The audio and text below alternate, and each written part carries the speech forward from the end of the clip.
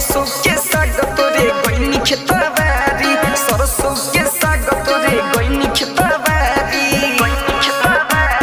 रे सखी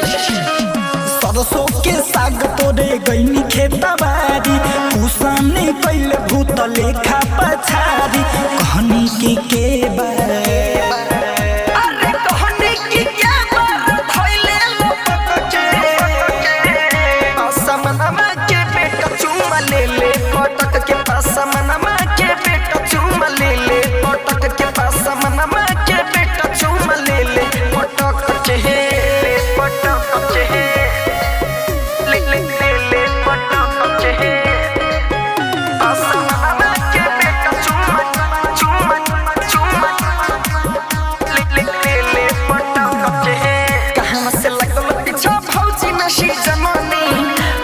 बगाल हमर भुकुड़ भुकुड़ कननी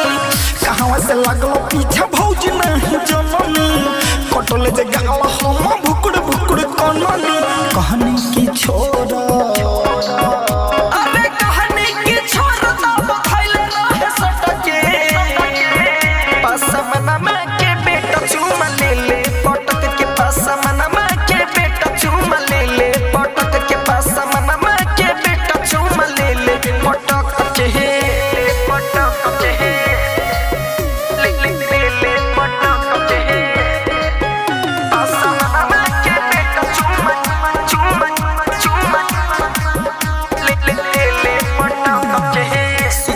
नील विवेक खुशी जगह है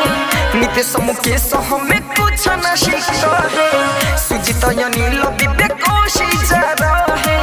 नितेश मुकेश मैक्स कुछ न सीखता है पोषण पर है मी